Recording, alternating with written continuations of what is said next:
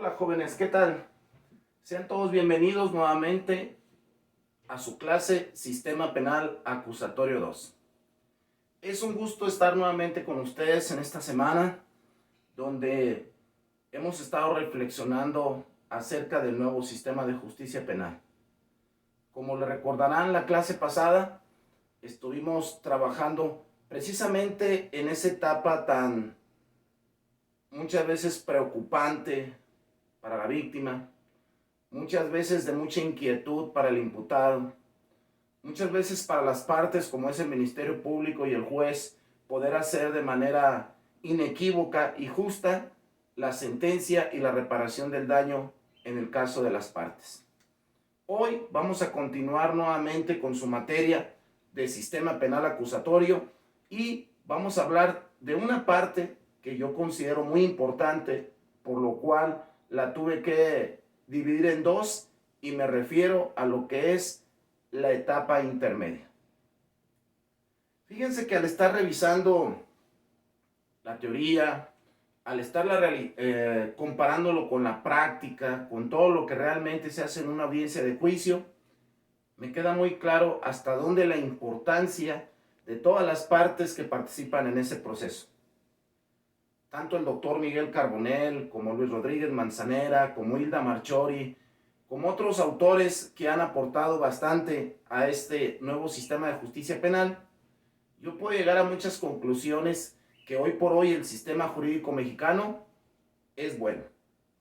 Muchas veces es correcto, el sistema nos alcanza y muchas veces la corrupción ha venido contraponiendo mucho y queda en duda muchas cuestiones. Pero bueno, la diferencia es que ustedes como estudiantes, yo como docentes, empieza uno a analizar las cosas y dice uno, bueno, se puede hacer mucho. Hay conocimiento, hay las ganas de aprender y sobre todo poder interpretar y poder explicar esas dudas que pudieran existir. ¿Sí? Bueno, tomen nota, vamos a empezar con este siguiente tema de la etapa intermedia, parte 2, donde vamos a seguir hablando de esas partes en los juicios orales que son tan importantes y no podemos perder ni una parte, el punto de vista, ya que son muy importantes para ir resolviendo cada uno de, valga la redundancia, esos episodios que hay dentro de los juicios orales. Bueno, vamos a hablar primeramente de lo que es la teoría del caso. Al estar consultando diferentes autores, al estar investigando, palabras más, palabras menos, la teoría del caso es analizar todo lo que es los hechos como sucedieron. Hoy por hoy los abogados tienen que hacer un planteamiento del juicio oral para que puedan entender hacia dónde van a dirigir el caso y cómo va a ser la defensa en el caso ya sea del imputado o de la víctima. La teoría del caso, fíjense bien muchachos, yo lo puedo resumir como el planteamiento metodológico que cada una de las partes deberá de realizar desde el primer momento en que ha tomado conocimiento de los hechos. Aquí hay algo muy importante, fíjense bien, el planteamiento. Cómo se van a defender, qué van a aportar, qué van a desechar, hacia dónde va a ir dirigida la declaración del imputado de la víctima. En este caso, a la víctima la representa el Ministerio Público. En el caso del imputado, los abogados del mismo.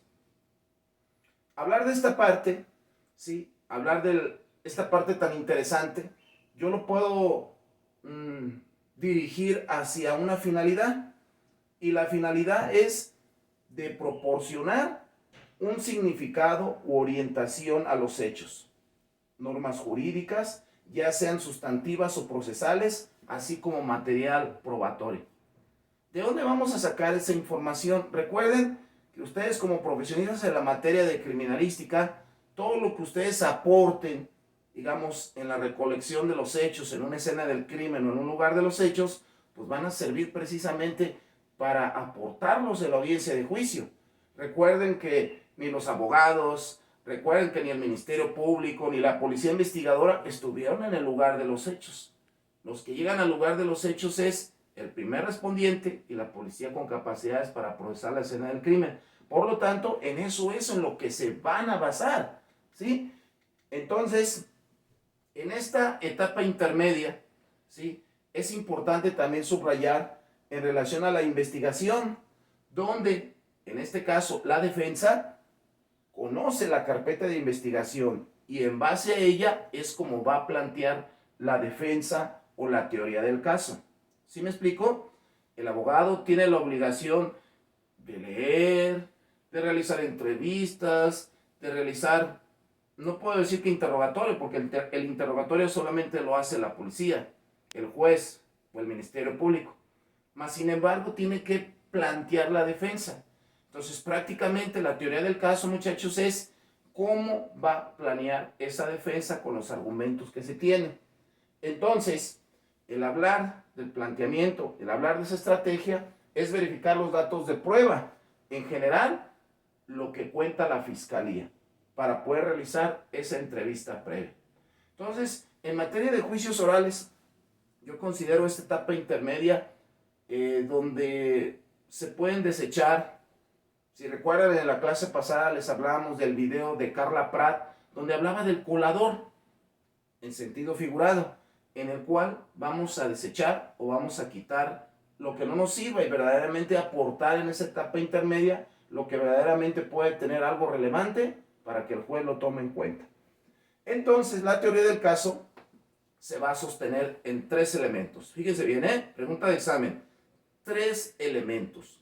¿Cuáles son esos 3 elementos? El primero de ellos es lo fáctico.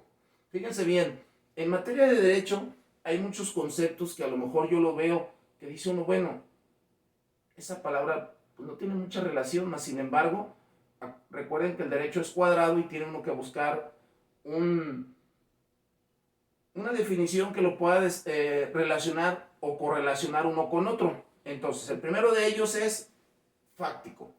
El fáctico es la identificación de los hechos relevantes o conducentes que deben de ser reconstruidos durante el debate oral a través de las pruebas.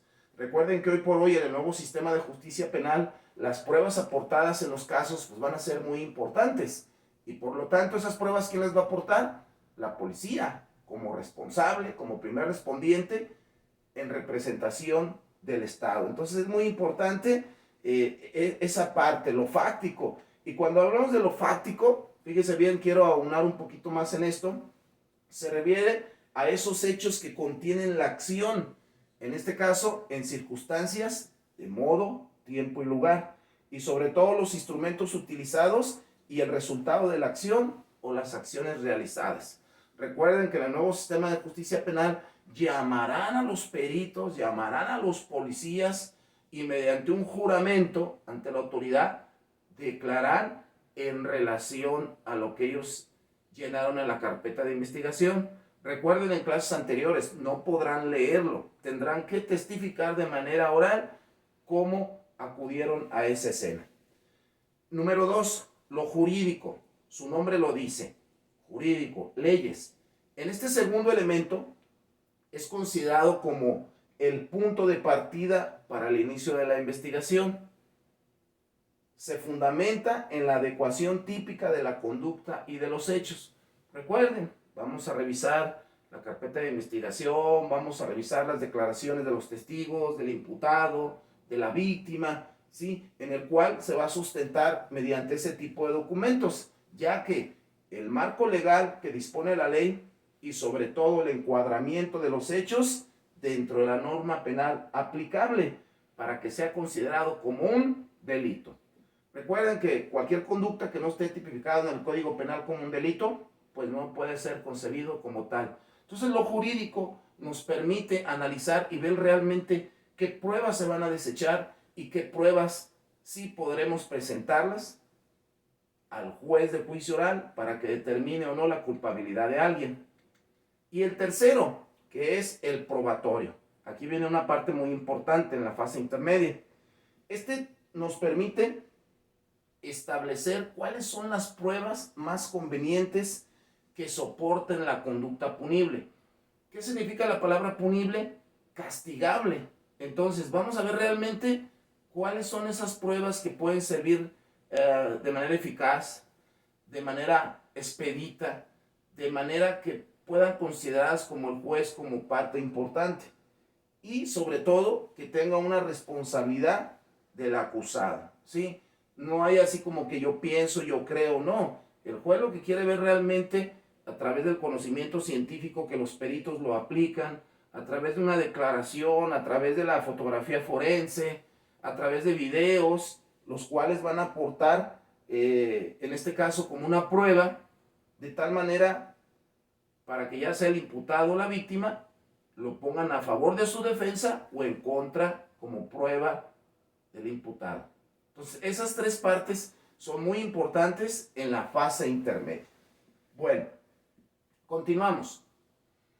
Después de todo esto, viene algo que se llama el alegato de apertura. Fíjense que, vuelvo a comentar, al estar leyendo y analizando, toda persona tiene derecho a ser escuchada. Toda persona tiene derecho a considerarse bajo la presunción de inocencia. Artículo 20, apartado A, los principios rectores. Entonces, toda persona tiene derecho a ser escuchado por un tribunal, a ser escuchado por un juez de enjuiciamiento y sobre todo, pues, que tenga la oportunidad de defenderse. En el siguiente subtema, que habla de los alegatos de apertura, ¿a qué se refieren los alegatos de apertura? Fíjense bien, jóvenes, no dejen de tomar nota. Los alegatos de apertura se refiere a la exposición discursiva y persuasiva de los hechos, los fundamentos jurídicos que permiten soportar legal o doctrinalmente la tesis. Todo lo que se habla en una audiencia de juicio tiene que ser probado. Todo lo que se diga va a quedar grabado. Sí, todo lo que se diga. Por lo tanto, quiere decir que si el abogado está manejando una defensa en ese sentido, después no se puede retractar de lo dicho, porque si no va a ir en detrimento de su cliente. Es por ello que las pruebas en el nuevo sistema de justicia penal deberán de demostrar y serán practicadas en el debate ante todas las partes del juicio. Recuerden que para esto, ¿sí?, el abogado ya diseñó ese planteamiento en el cual él iba a manejar la manera en que va a defender, en este caso, al imputado, y el Ministerio Público de igual manera preparándose para defender a la víctima. En los alegatos de apertura es importante hacerlo de manera ordenada y estructurada. Siempre modo, tiempo y lugar, qué, cómo, quién, cuándo y cómo, para tener la atención en todo el momento del tribunal. Al final de cuentas, cada uno de los delitos que son presentados ante el juez es una historia, donde una víctima ha sufrido algún daño, donde un imputado es acusado y tiene derecho a ser defendido. Hoy por hoy, en el nuevo sistema de justicia penal, es importante considerarlo de esa manera. Por lo tanto, en los alegatos de apertura se recomienda. Fíjense bien, el doctor Miguel Carbonell nos menciona algunos aspectos que son muy importantes a considerar. El primero es que no se debe de argumentar. Para los abogados, ¿qué significa el argumentar? El argumentar es que no se pueden emitir conclusiones, ya que no se tiene nada probado. Estamos hablando que se está exponiendo el tema, se está exponiendo la discusión y por lo tanto todo es meramente hipótesis, ¿sí? Vamos a empezar con los alegatos, vamos a empezar, por decir así, dimes y diretes, que al final de cuentas, pues todo lo que se diga se tiene que probar, ¿sí? Bueno, segundo, inciso B, tenemos que buscar emitir una buena impresión. Recuerden, entre abogados ellos se conocen, entre ministerios públicos son colegas, entre jueces se saben identificar muy bien y de repente si damos una muy buena impresión, si hablamos con la verdad, a eso me refiero, ustedes como peritos, ustedes como criminalistas, no van a dudar de su ética profesional, no van a dudar de su trabajo. Por lo tanto, no va a ser el primer caso en el que se van a ver en un juzgado. No va a ser el primer caso donde ustedes van a testificar, van a ser varios. Entonces, la buena impresión es la que siempre va a contar en una sala de juicios orales. Y, inciso C, o número 3, enfatizar la carga de prueba y la presunción de inocencia. En todo momento, las personas se van a considerar como inocentes. Mas, sin embargo, los que estuvimos en la escena del crimen nos damos cuenta si es verdad o es mentira. Pero siempre el abogado va a enfatizar con el imputado a que se declare como inocente hasta que no se demuestre lo contrario. Bien, es importante en los alegatos de apertura exponer la teoría del caso, donde tendrá que manifestar los hechos como sucedieron. Recuerden, el imputado va a tener la oportunidad de declarar y de decir cómo sucedieron los hechos. Si es verdad o es mentira como sucedieron, bueno, es responsabilidad de cada uno de ellos, los cuales serán los medios de prueba que se expondrán en la audiencia de juicio. Fíjense que al estar leyendo y cada vez me doy cuenta cómo los juicios orales se han llevado a cabo de una manera próspera y expedita. Hoy por hoy el imputado recibe sentencia, hoy por hoy la víctima se le repara el daño, de acuerdo al Código Nacional de Procedimientos Penales. Bien, continuamos. Otro de los subtemas que tenemos que hablar el día de hoy es el desahogo de la prueba. Fíjense cómo los criminalistas, los criminólogos, policías municipales, estatales y federales, movilidad como tal, a excepción de la Guardia Nacional, a excepción de Protección Civil y Bomberos, pues somos los que vamos a participar en las audiencias de juicio. Y en el desahogo de la prueba es muy importante primeramente entender qué es el desahogo de la prueba. El hablar del desahogo de la prueba es considerado primeramente como una diligencia mediante la cual las partes, estoy hablando víctima, imputado, deberán de probar sus pretensiones ante el juez de juicio oral. Acuérdense, hay tres tipos de jueces. El juez de control, que se encarga de verificar que la detención haya sido legal. El juez de juicio oral, que llevará a cabo toda la audiencia, ¿sí? Administra justicia, dicta sentencia. Y el juez de ejecución es el que, en este caso, va a verificar que la pena se cumpla, ¿sí? Pero en este caso estamos hablando del juez de juicio oral. Bueno, el hablar en esa parte, sí, es influir con el efecto en su ánimo para que él emita una sentencia o fallo correspondiente en favor de alguna de las partes. Debemos de ser empáticos. Estoy de acuerdo que como representantes de la autoridad, los policías con capacidades para procesar la escena del crimen, pues simplemente vamos a conducirnos con lo que presenciamos en la escena del crimen. Ni vamos a estar a favor de uno ni de otro. Solamente nos concretaremos a decir la verdad. ¿Y esa verdad dónde va a quedar plasmada? En el informe policial homologado. Entonces, es muy importante, aquí es donde entra la parte de los criminalistas, donde el juez va a identificar a los peritos y testigos, así como tomará protesta de las partes. Recuerden, cuando vamos a una sala de juicio oral, levantamos nuestra mano derecha y nos dicen: le recordamos que declarar falsamente ante una autoridad es un delito, por lo cual le voy a pedir, oficial Víctor, que se conduzca con la verdad. Es la toma de protesta, en la cual pues van a interrogar a los peritos y a los testigos. Entonces, si se fijan, muchachos, vamos a ser mandados llamar a las audiencias de juicio. Por lo tanto, tenemos que estar preparados, tenemos que conocer lo mínimo para el momento de afrontar una situación como esta. Pues mínimo debemos de saber a qué nos vamos a enfrentar, ¿sí? Bueno, en este momento es cuando se da lo ya ofrecido y lo admitido por las pruebas presentadas. Quiere decir que en este caso el juez de juicio oral pues ya tiene en sus manos todas las pruebas presentadas, ese planteamiento que vimos en la fase intermedia, donde el juez de juicio oral toma conocimiento de cada una de ellas, de las cuales se les va a proporcionar. Fíjense que me llama mucho la atención, me metí a lo que es el Código Nacional de Procedimientos Penales, y en el Código Nacional de Procedimientos Penales nos habla en el artículo 366 en relación a los testimonios especiales. Yo me preguntaba, bueno, ¿en qué situaciones pueden intervenir los criminalísticas, los policías con capacidades para procesar la escena del crimen? El artículo 366 nos dice: cuando deba recibirse testimonio de menores de edad víctimas del delito y se tema por su afectación psicológica o emocional, así como el caso de víctimas de delitos de violación o secuestro. Recuerden que nosotros somos los primeros que arribamos a la escena del crimen, somos los que realizamos entrevista, somos los que vamos a solicitar el personal de intervención en crisis para que maneje este tipo de situaciones, y todo esto debe de quedar debidamente registrado en lo que es el informe policial homologado. Entonces, en ese artículo nos habla, como en el apartado número 1, el auxilio de familiares o de peritos especializados.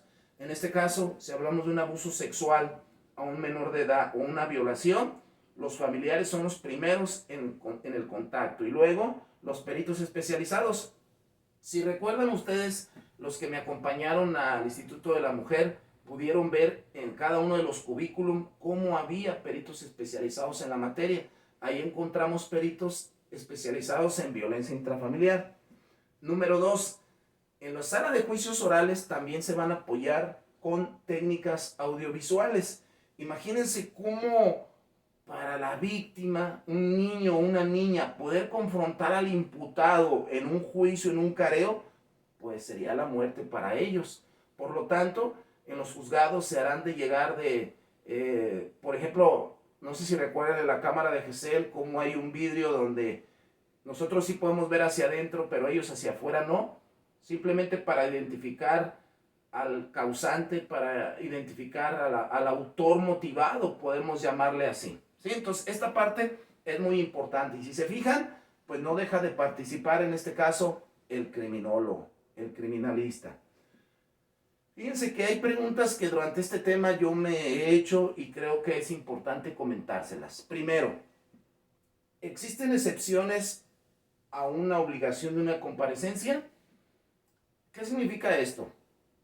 Si una persona es citada o una persona es necesario su testimonio en una audiencia de juicio, ¿puede haber excepciones por su condición de raza, sexo o edad? No. Si el Ministerio Público así lo solicitara, tendrá que presentarse una audiencia de juicio. No puede haber excepciones, y más cuando son llamados por el juez. Entonces, si hay excepciones de que, no, es que yo no quiero ir, yo no quiero participar, para mí no, lo siento. ¿Sí? La ley así lo requiere. Usted manifestó haber sido un testigo importante y tiene que recurrir. Para esto, continuando hablando de la etapa intermedia, sí, es importante nuevamente tocar lo que es el interrogatorio. Ya lo decíamos en la clase pasada, y en la fase intermedia lo vuelve a recalcar el programa, es hablar del interrogatorio. Yo les comentaba, de hecho fue una pregunta de examen, ¿qué es el interrogatorio? El interrogatorio, su nombre lo dice, es una técnica aplicada por el juez, por el Ministerio Público y por la policía, en el cual se le preguntará al imputado, al testigo o a la víctima sobre la verdad de los hechos. El interrogatorio, muchachos, sí, es una parte muy importante en la fase intermedia, ya que le va a permitir al juez, el juicio oral, que le aclaren todas esas contradicciones donde intervinieron en el proceso penal, donde lejos de irnos al sistema anterior que era todo por escrito, ahora va a ser confrontar a ambas partes. El interrogatorio, como lo platicábamos en la clase anterior, también nos va a llevar a otra fase muy importante en la etapa intermedia, que es el contrainterrogatorio a los testigos. Comentándolos en un sentido figurado, el contrainterrogatorio es esa segunda parte. Si no pudimos encontrar la verdad de los hechos o no nos convencieron, nos vamos al contrainterrogatorio. El contrainterrogatorio es un procedimiento cuando la parte opuesta, es decir, el imputado, confronta a un testigo inmediatamente de ser interrogado. ¿Se dan cuenta cómo el testigo es parte fundamental del nuevo sistema de justicia penal? Los testigos van a desmentir lo que el imputado pudo haber dicho en favor o en contra, ¿sí? Por lo tanto, el contrainterrogatorio es el momento más dramático de los juicios, ya que se pone a prueba la verdad de los hechos. Imagínense a alguien que en todo momento diga, yo no traía un arma de fuego, mas sin embargo hubo un homicidio doloso en el lugar, y sale un imputado y le dice, no mientas, yo estuve ahí, tú me viste. Imagínense cómo se le cae muchas veces el teatrito de la mentira, esa mala formulación de una defensa de un abogado. Por lo tanto, considero que también es muy importante que en el contrainterrogatorio tener bien definida cuál es la finalidad. Y la finalidad del contrainterrogatorio es refutar en todo o en parte el testimonio entregado en el interrogatorio. ¿Qué es refutar? Que sea a favor de la víctima, ¿sí? Desmentir todo lo que dijo el imputado en favor de la víctima, ya que los testigos, pues como se los acabo de comentar, son parte muy importante en este proceso de justicia penal. Y fíjense bien, algo bien importante, por eso el Ministerio Público es el representante de la sociedad, el representante de la víctima. Debe de estar bien pensada, bien razonada, no se debe de improvisar nada y debe de tener una evidencia. ¿Y cuál es esa primera evidencia? La declaración. Entonces, en la parte intermedia, el contrainterrogatorio se vuelve algo más interesante. Ahora, si no se lograra el objetivo deseado, viene una tercera parte en sentido figurado, que es el recontrainterrogatorio. El recontrainterrogatorio tiene otra finalidad, ¿sí? Esa otra finalidad sirve para rescatar y fortalecer la credibilidad del testigo, ¿sí? ¿Cómo? A través de otro testimonio, ¿cómo? A través de la declaración del policía, el abogado defensor, o en este caso el Ministerio Público, si se le permite como tal, tendrá que llevar todo esto de una manera inequívoca en favor de la víctima. Entonces el recontrainterrogatorio busca